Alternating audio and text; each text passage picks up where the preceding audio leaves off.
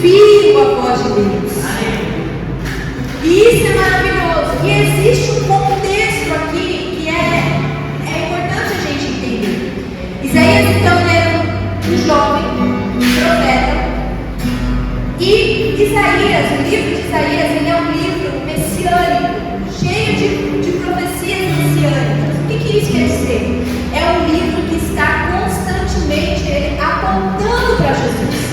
Tanto que muitos estudiosos, quando vão falar sobre Jesus ou falar sobre a volta de Jesus, usam o livro de Isaías para poder falar sobre Jesus.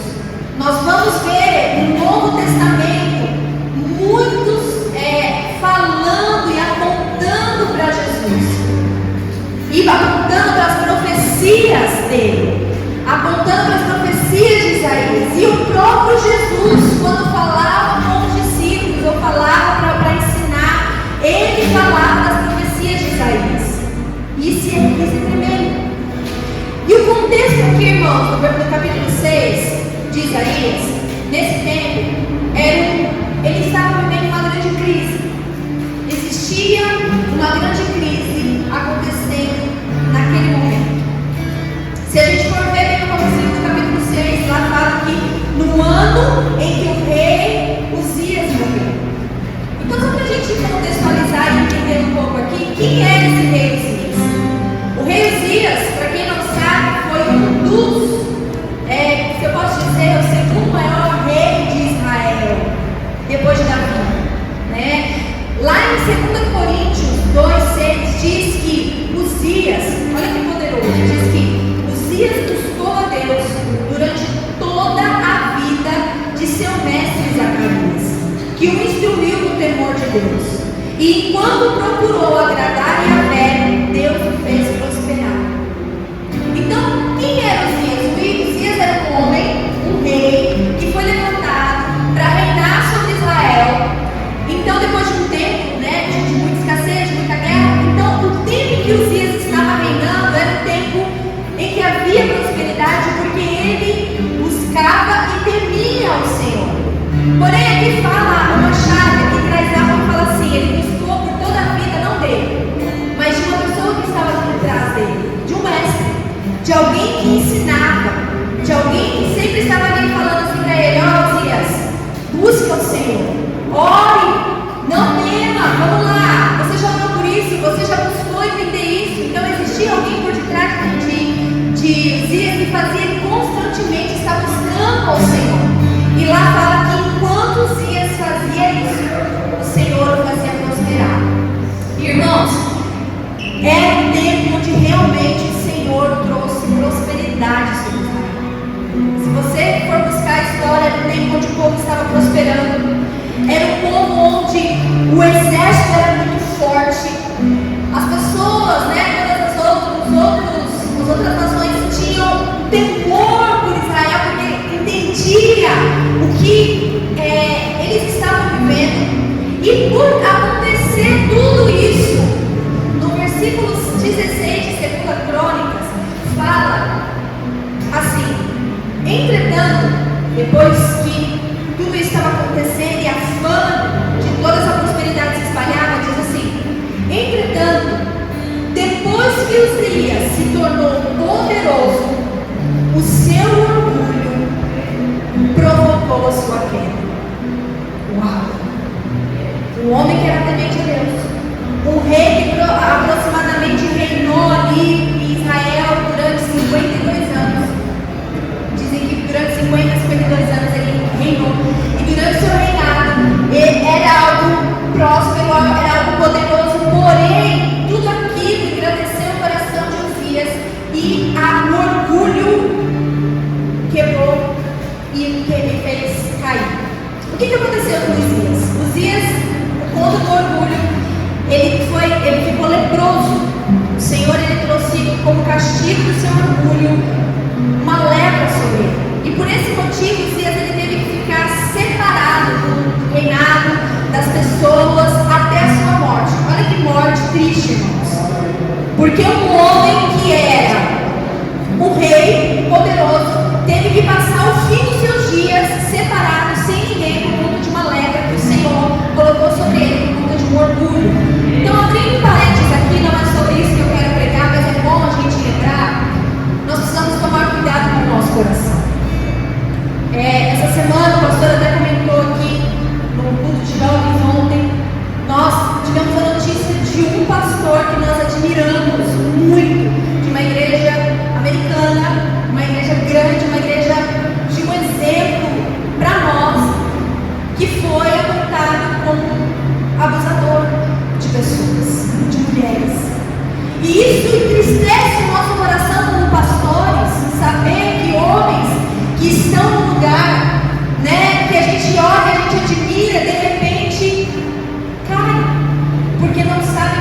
seu coração.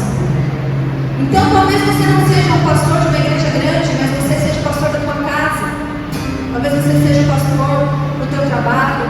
Então cuidado, irmãos, com o coração de vocês. Amém? Só queria abrir esse parênteses. Então foi isso que aconteceu com Uzias. Uzias foi leproso e houve a morte de Uzias. Durante a lepra, durante esse tempo, o filho de Uzias ele ficou reinando sobre Israel. Então imagine, irmãos, existia todo um cenário político incrível. Um país que era forte, um país que era poderoso, de repente perde um dos seus maiores reis, né? E começa a crise, começa o povo a se rebelar com o Senhor, começa o povo a se afastar dos conselhos do Senhor, e começa o povo a começar a estar em perigo, porque o império da Síria começa a querer ir contra novamente Israel. Então existe aqui toda uma catástrofe de um rei saindo do seu reinado. E às vezes é isso que nós vemos no nosso dia a dia, né? A gente vê o povo temeroso por conta de uma política, por conta de guerras que estão acontecendo, por conta de querer ter posse e posições em lugares, e isso começa a trazer o quê? Temor para nós. Nós começamos a ficar temerosos.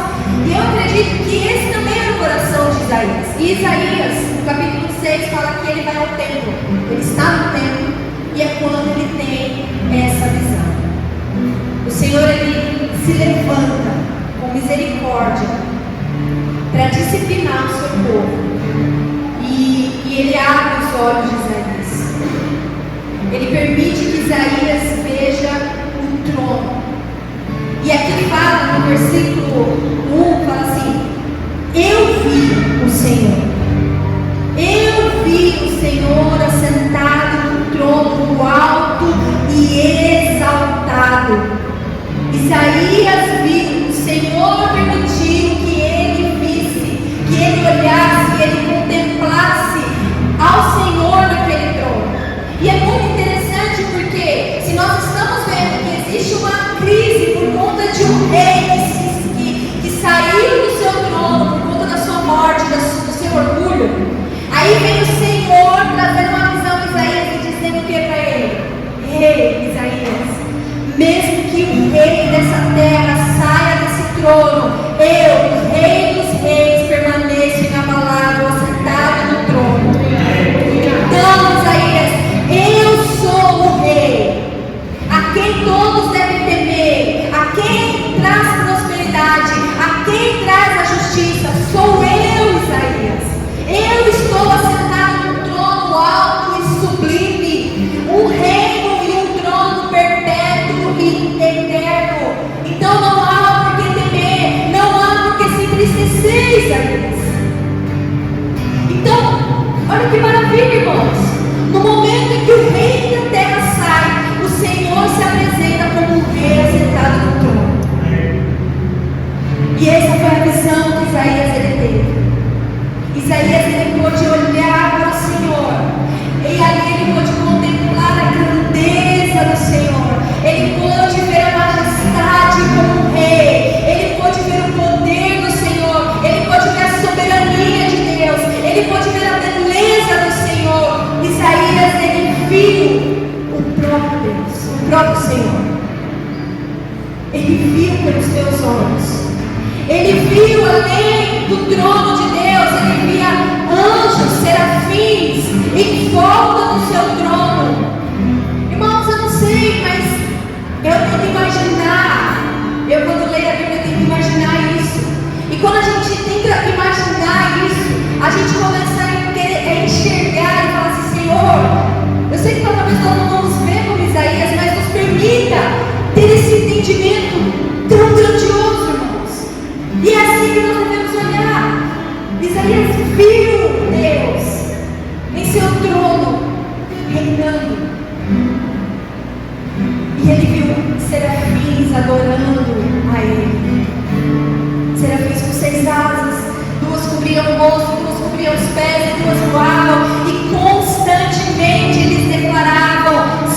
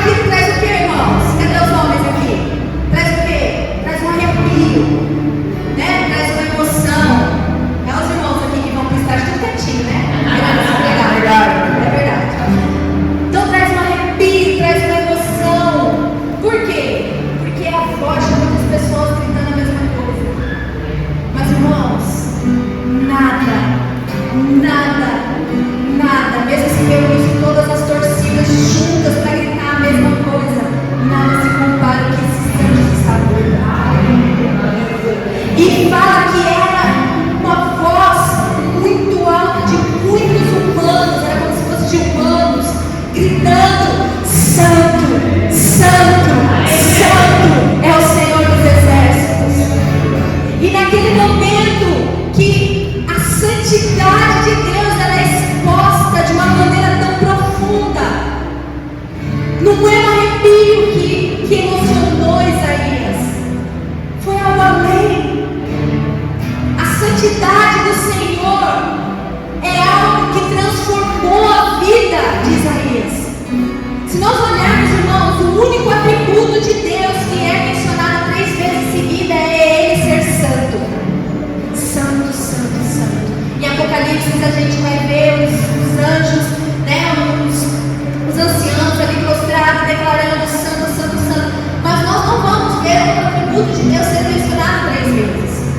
Nós não vamos ver em algum momento na Bíblia falando Deus ele é amor, amor, amor.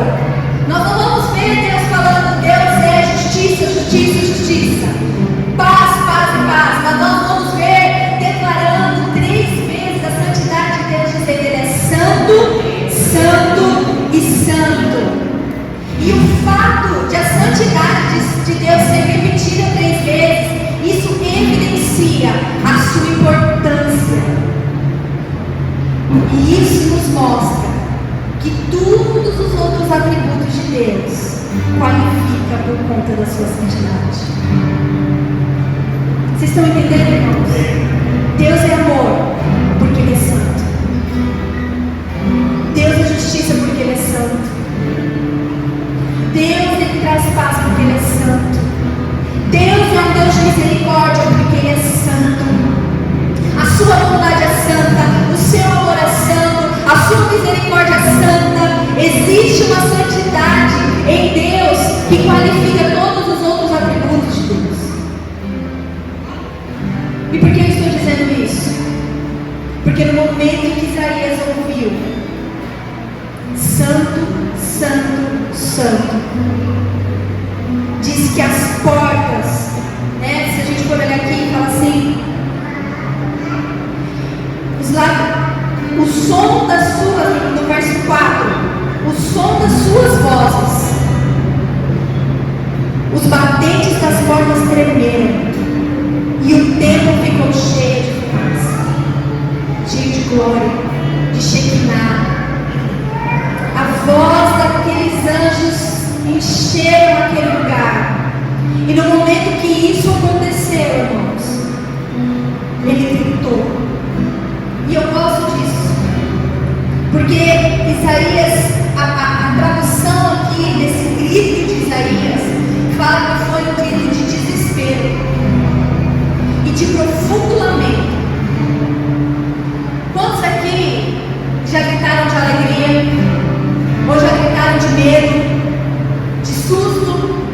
Mas só que o grito aqui de Isaías é de lamento. Ai de mim!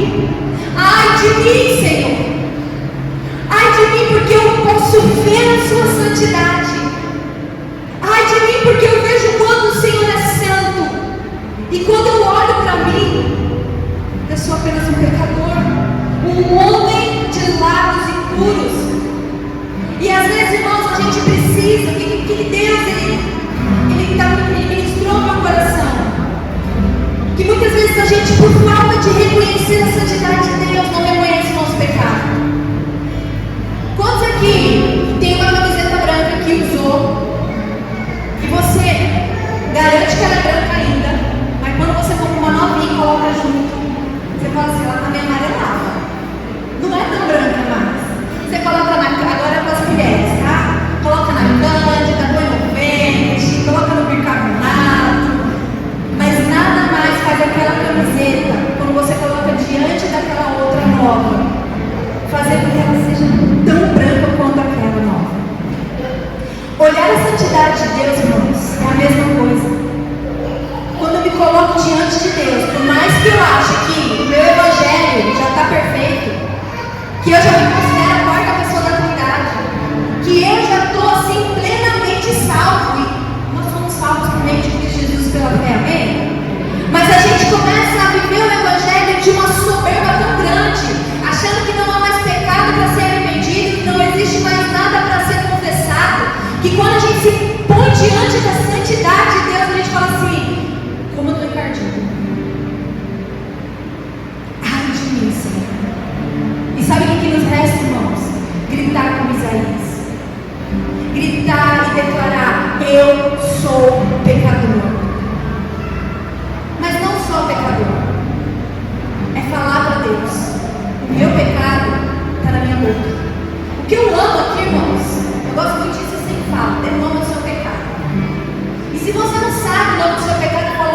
Espírito Santo me ajude, me revela. Porque Isaías, ele não simplesmente disse que ele era pecador, mas ele falou: eu sou pecador, os meus lábios são impuros, e eu vivo no meio de homens de lábios impuros. Sabe o que a gente tem que fazer diante da santidade de Deus? Além de reconhecer que nós somos pecadores, é dizer: eu, Senhor, sou orgulhoso, eu sou soberbo, eu sou invejoso, eu, Senhor, eu não temo mais ao Senhor, eu sou imoral. Irmãos, você tem coragem de olhar e dizer ao Senhor, com as suas palavras, aquilo que o Espírito vai ministrando em você: não existe nada mais libertador, irmãos. Eu invejo sim, Senhor, eu invejo, eu sou imoral, eu ainda estou preso na pornografia, ainda estou preso, Senhor, na imoralidade, ainda, Senhor, o dinheiro é o rei, o que governa meu coração, Senhor. Eu sou avarento, eu não sei ofertar como convém, porque o dinheiro, ele é mais importante do que o Senhor. O dinheiro, ele consome meu coração, por isso que eu trabalho dia e noite e dia, não tenho tempo com o Senhor. Basicamente foi isso que Isaías fez. E é isso que a gente precisa fazer. A gente tem que parar de simplesmente chegar diante do Senhor e falar: Senhor, perdoa meus pecados. O Senhor sabe quais são. Sabe por que muita gente vive pecando dentro da igreja há anos com o mesmo pecado? Porque ainda não tem o entendimento daquilo que está vivendo. Porque ainda não consegue contemplar a santidade do Senhor. Quando os nossos olhos se abrem, quando a santidade de Deus é revelada, o Espírito Santo de Deus começa a moldar o nosso coração. Irmãos, não tem como ver ao Senhor a tua grandeza e se continuar do mesmo jeito, não tem como. Uma pessoa rancida, uma pessoa amargurada, uma pessoa que não libera perdão, uma pessoa invejosa, não tem como, irmãos. A presença de Deus nos constrange. A santidade de Deus constrange, e foi isso que fez com Isaías. E talvez nós não tenhamos a visão que Isaías teve no trono dos serafins. Não, nós não vamos ter essa visão.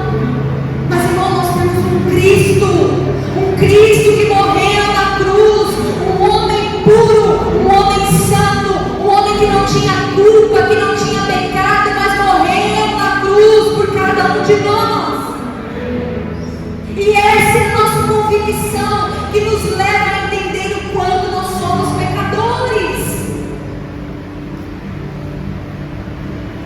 Um homem, um Deus, que se esvaziou de si mesmo, que se entregou na cruz, se fazendo pecador em meu lugar. Essa é a visão, esse é o entendimento que o Senhor quer nos levar. Existe um homem que morreu, mas existe um que ele também ressuscitou, e ele vive, e ele é real, ele é presente aqui na nossa casa no dia que nós estamos pecando.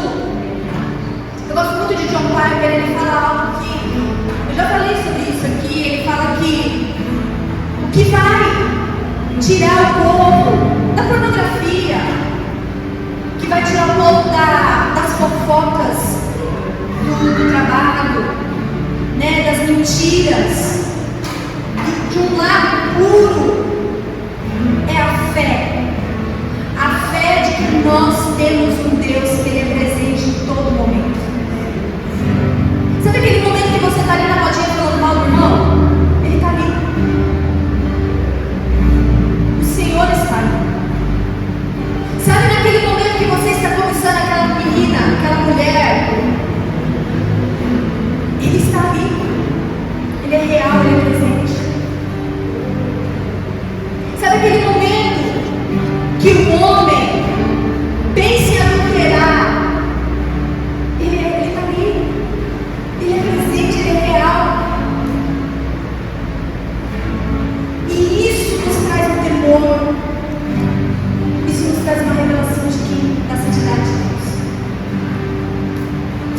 A falta de entendimento da realidade, da presença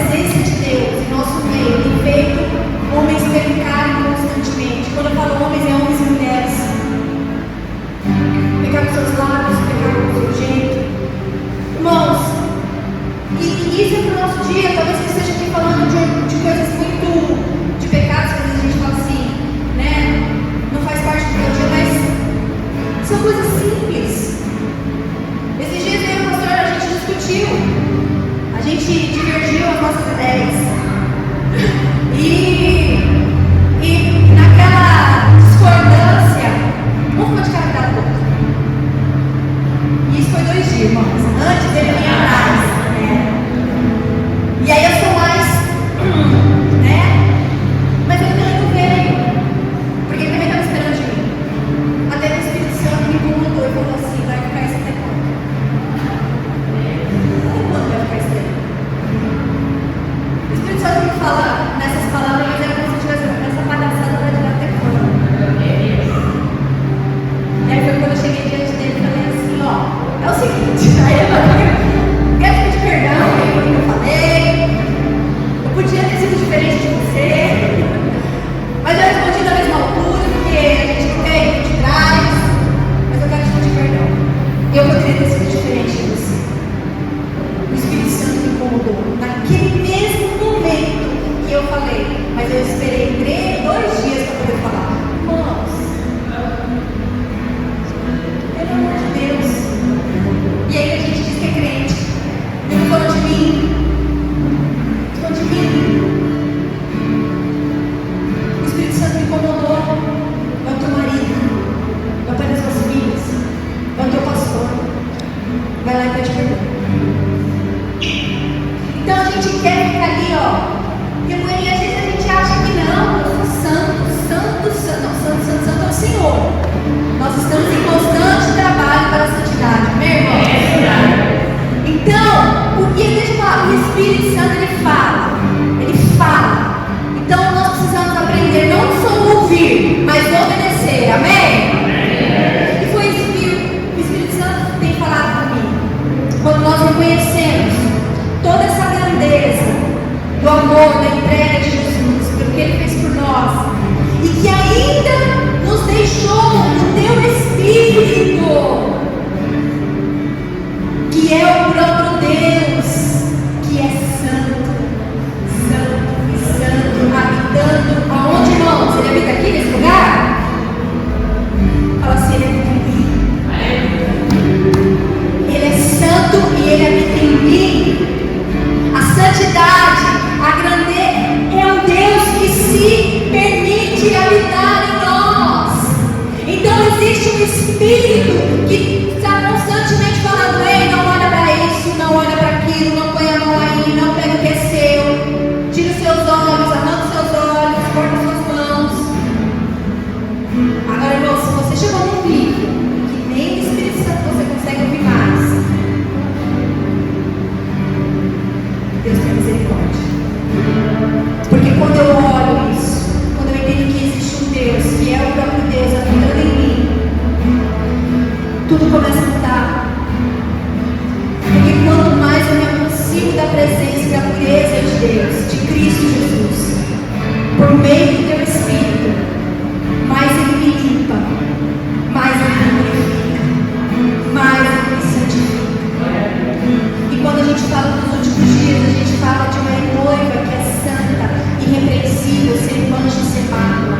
O pastor pregou esses dias, segundo Pedro, quando fala que é necessário que nós venhamos viver uma vida sem culpa, irrepreensível. É esse lugar que o Senhor está nos levando. Nós precisamos ter mais intimidade com o Senhor, para Ele nos levar a ter mais entendimento dessa pureza, para Ele nos limpar, para Ele nos purificar. Então a contemplação, a santidade de Deus, irmãos, ela vai fazer 3 coisas, irmãos. Ela vai revelar o nosso pecado. A contemplação, a santidade de Deus, ela vai nos levar ao arrependimento. E a contemplação, a santidade de Deus, ela vai nos levar à confissão dos nossos pecados. Nós precisamos confessar os nossos pecados. Como Isaías confessou o Senhor. E às vezes a gente fala assim: ah, vou confessar para o Senhor, está tudo certo. Não. Chama o teu pastor, chama o líder da casa, abre o teu coração, se ajoelha, chora, ora junto, mas confesse os seus pecados a alguém. Porque nessa de eu confessei para o Senhor, Ele conhece o meu coração, isso ainda é mais grave.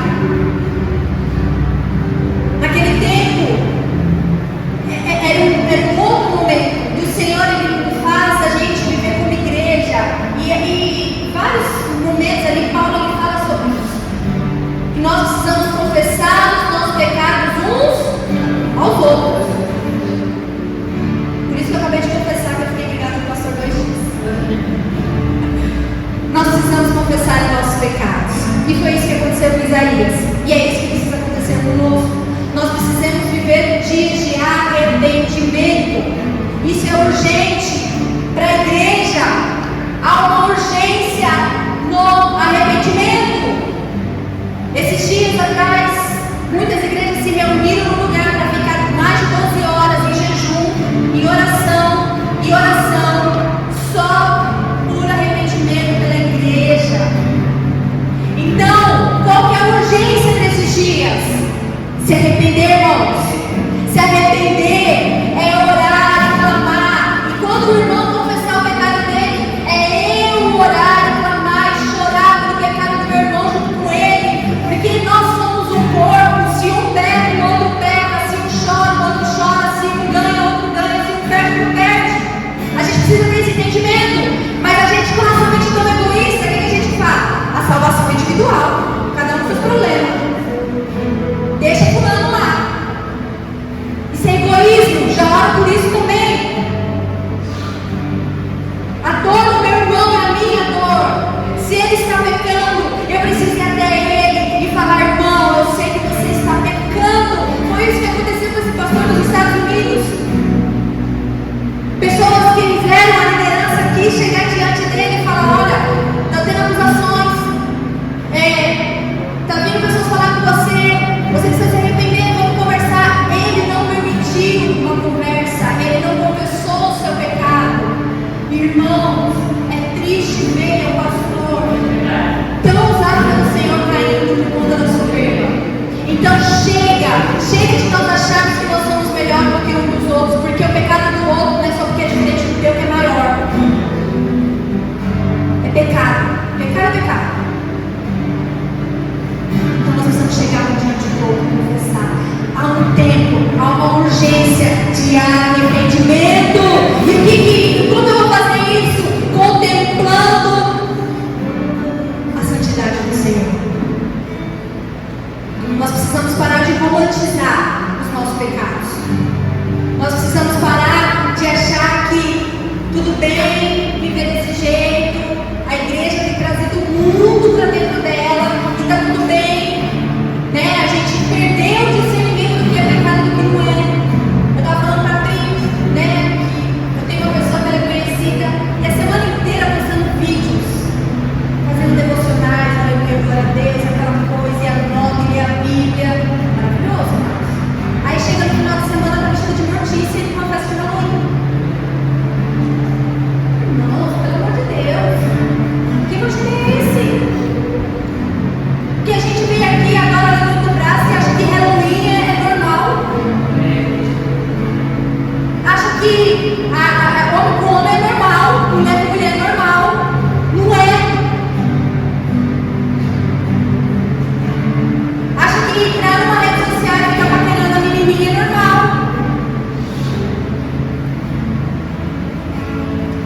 Nós precisamos contemplar a santidade do Senhor. Só Ele vai nos dar o discernimento do que é pecado. Isaías, ele não só reconhece que era um pecador, mas ele diz qual é o seu pecado. 1 Pedro 3,16 fala assim: portanto, cingindo-se os lombos do vosso entendimento, sede sóbrios, e esperais inteiramente na graça que vos ofereceu na revelação de Jesus Cristo. Com filhos obedientes. Tem filho de Deus aqui, irmãos? Obediente? Eita. Vou dar mais uma chance, viu? Obediente? Não nos conformando com a concupiscência que antes havia na vossa ignorância, mas como é santo aquele que vos chamou, sede vós também santo. E aí eu não gosto muito disso, porque a gente tem mania de falar assim: não, você vai ser santo na eternidade. Lá nós vamos ser totalmente purificados, bem?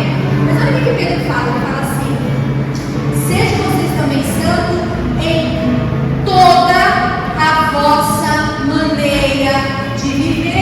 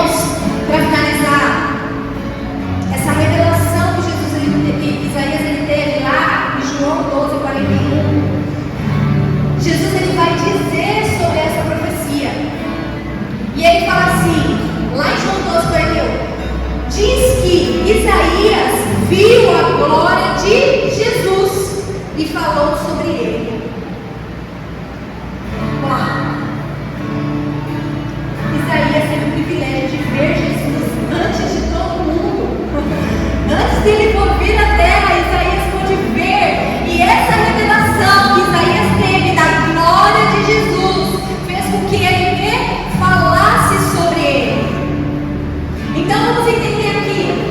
Então, após eu contemplar a santidade do Senhor, eu tenho uma revelação dos meus pecados. Então, o que eu faço? Eu me arrependo, eu confesso, e aí o Senhor, na continuação, fala que Ele perdoa, porque Ele fala que os anjos vieram com uma brasa, perdoando e removendo a culpa. Então, eu reconheço o meu pecado, me arrependo, confesso, e aí o Senhor vem, irmãos, com perdão. O Senhor vem com perdão. E depois que o Senhor ele vem com esse perdão sobre nós, acontece algo que a gente fala até que é engraçado, porque depois de tudo isso que aconteceu, aí vem a voz de Deus falando assim: quem enviarei? Só tinha Isaías lá, com os anjos lá. Aí vem a voz de Deus, do Senhor: quem enviarei? Quem irá por nós? Entre parênteses, o nós aqui está revelando quem, irmãos? A Trindade. Então, ele fala assim: quem? Aí talvez o Senhor ele falasse aqui, pergunta para o seu irmão aí, quem vai ser enviado por Deus? Provavelmente você vai falar assim: ah não, eu não, pastor. Chama de fulano, ele está mais novo que eu. Estou na fase de idade, assim, ou mais difícil.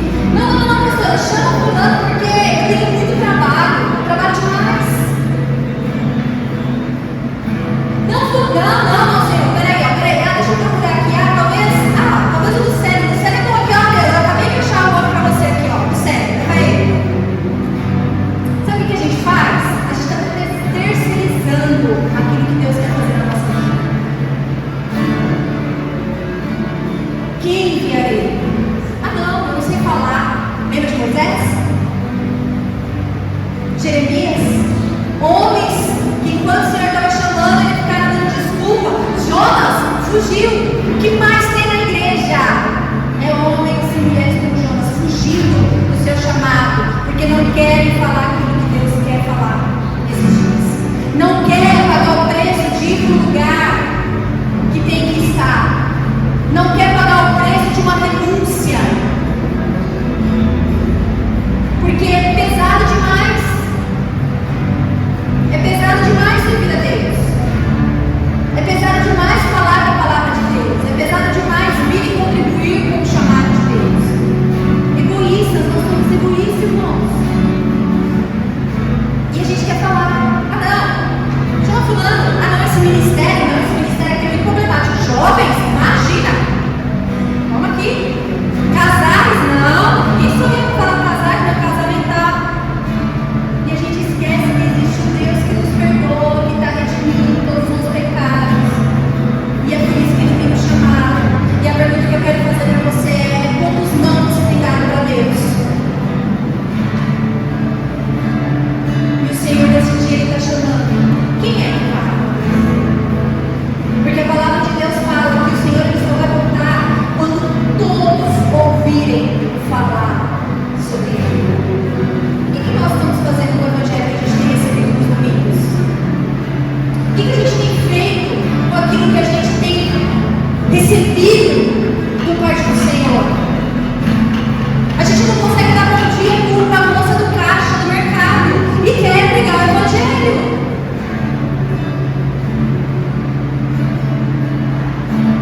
Então nós precisamos entender: existe um Deus que está falando: ei, quem eu enviarei? Quem irá por nós?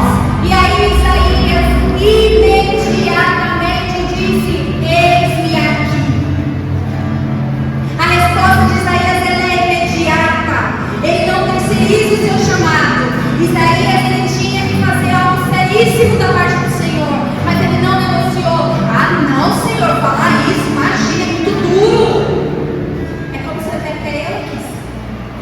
Olhando para vocês, olhando para a gravação. E às vezes é duro o que eu estou falando aqui, irmãos. É duro demais.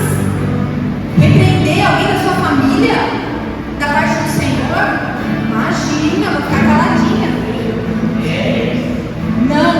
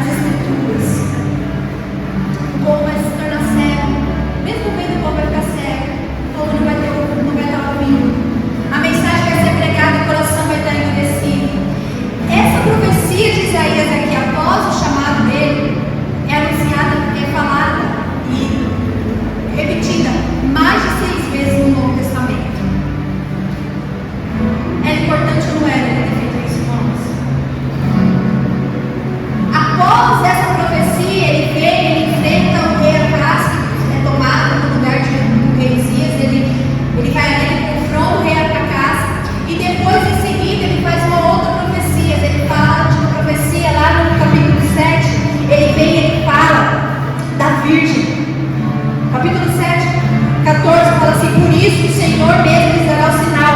A virgem ficará grávida e dará à luz a um filho e chamará Emanuel. Irmãos, ele começa a profetizar e falar de Jesus. Ele fala de Maria, uma virgem. Olha que tremendo. Mesmo que seja um chamado difícil, mas ele fez parte do plano de Deus. E o que eu quero trazer hoje aqui para nós, nessa manhã, irmãos, é que existe um plano. Existe algo que o Senhor está fazendo nesses dias. E a pergunta é: você vai continuar sentado? Ou você vai se levantar e dizer para o Senhor que Ele tem aqui? Quando o Kleber falou semana passada sobre a Rainha Esther, ele falou de um posicionamento que ela teve, mesmo ela já estando no palácio. Ela era rainha, estava tudo bem, estava tudo confortável, ela tinha simplesmente ter ficado quieta, mas ela se posicionou. E a história da Rainha Esther trouxe um marco para o povo de Israel. O que a gente tem gerado na nossa geração? Que legado a gente tem deixado para os nossos filhos? Que história a gente tem colocado? Que história que a gente tem deixado, irmãos? Eu acho que é tempo da gente, sabe, sair do nosso comodismo, sabe, parar de olhar para nós mesmos, para as nossas dores somente, e começar a entender que existe um Deus que também está chorando por um povo, pelo seu povo.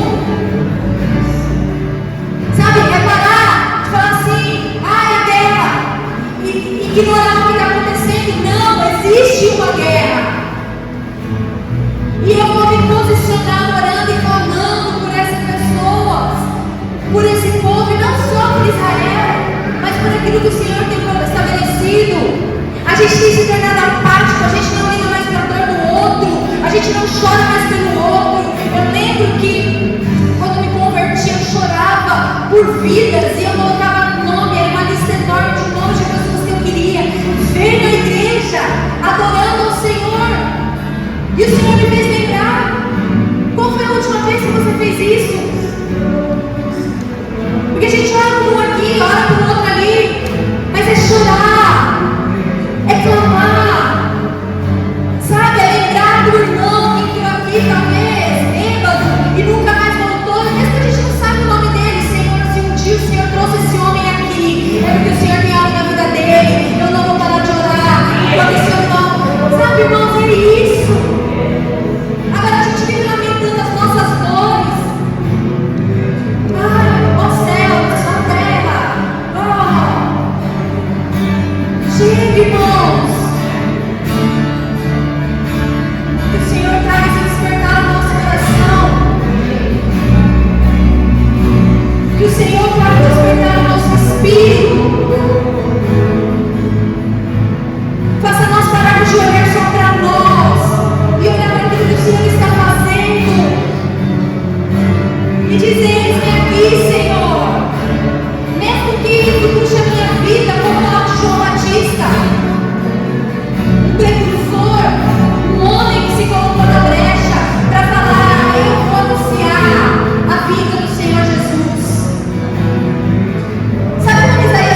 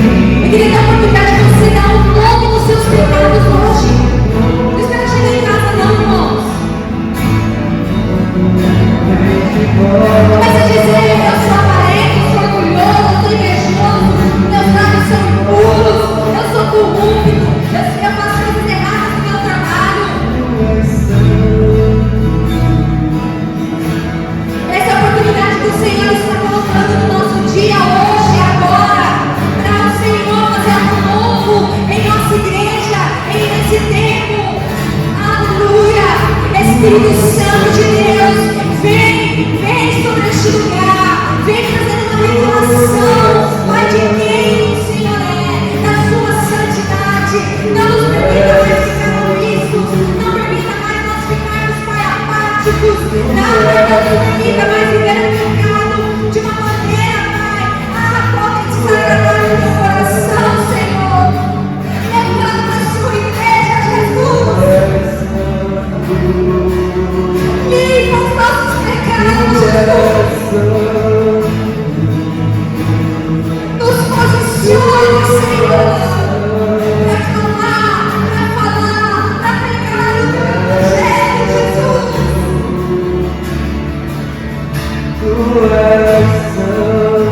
Nós não queremos ser mais crentes de palco, não, nós queremos ser voz do Senhor, na nossa casa, para os nossos irmãos, na rua, onde nós estivermos, Senhor. Nos posiciona, Senhor. Levanta, Senhor.